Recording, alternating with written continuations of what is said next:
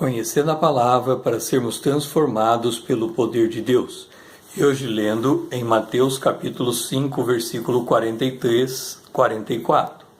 Ouviste o que foi dito: amarás o teu próximo e odiareis o teu inimigo.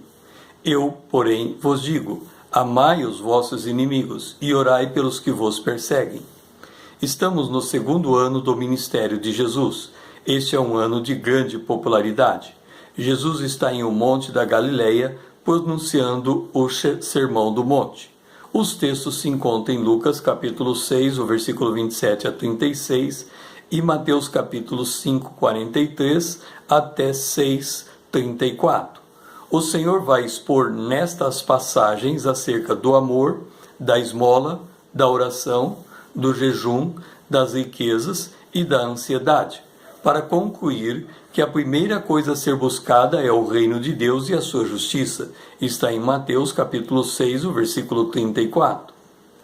E em Mateus capítulo 5, verso 44, vemos o seguinte pronunciamento de Jesus: ouça, eu, porém, vos digo. Já havíamos afirmado que Jesus se apresenta como servo de Deus. Está em Mateus capítulo 12, o versículo 18. Na qualidade de servo, Jesus cumpre toda a lei. Está em Mateus capítulo 5, versículo 17. Contudo, Jesus também se apresenta como filho de Deus. Está em João capítulo 6, João capítulo 1, o versículo 14. E, por natureza, Deus é amor. Está em 1 João capítulo 4, versículo 8. E é com esta autoridade que o Senhor complementa dizendo em Mateus 5,44: ouça, amai os vossos inimigos e orai pelos que vos perseguem. A quem Jesus dirige estas palavras? O verso 48 de Mateus 5 explica: aquele que também se qualifica como filho de Deus. Ouça, portanto, sede vós perfeitos como perfeito é o vosso Pai Celeste. E como alguém se torna filho de Deus? João, o apóstolo, responde. Ouça, está em João capítulo 1, versículo 12. Mas a todos quanto recebera, deu-lhes o poder de serem feitos filhos de Deus, a saber, aos que creem no seu nome.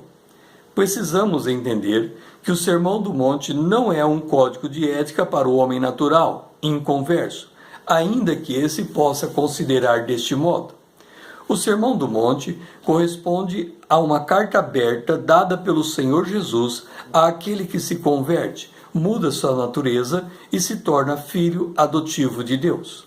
Acerca deste fato, o autor aos Hebreus comenta, está em Hebreus capítulo 2, o versículo 11.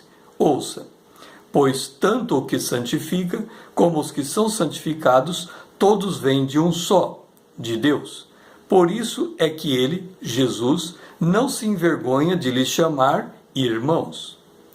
E por ter outra natureza, que o crente muda o seu foco. Não mais age para ter a aceitação do seu semelhante, mas para agradar a Deus que o salvou e o transformou em uma nova criatura. E como é o agir desse cristão? Ouça, está em Mateus capítulo 6, o versículo 1. Guardai-vos de exercer a vossa justiça diante dos homens, com o fim de serdes visto por eles. Doutra sorte, não tereis galardão junto ao vosso Pai Celeste. Com isso, temos uma escolha diante de nós. Se fizermos algo com o propósito de atrair a atenção do nosso semelhante, Deus cruza os seus braços. Mas, se fizermos em secreto, como para agradar a Deus, o Senhor nos responde publicamente. Assim, se a esmola for dada em secreta, Deus há de nos recompensar. Está em Mateus capítulo 6, o versículo 4. O mesmo diz, se orarmos em secreto. Está em Mateus capítulo 6, o verso 6. Se jejuarmos em secreto. Está em Mateus capítulo 6, verso 18. Isto porque devemos acumular tesouro nos céus, não na terra. Está em Mateus capítulo 6, verso 19 e 20. E, por falar em tesouro, temos de decidir a quem vamos servir, ou a Deus ou as riquezas. Está em Mateus capítulo 6, o versículo 24. Como sabemos estar servindo às riquezas? Jesus dá a resposta no próprio Sermão do Monte.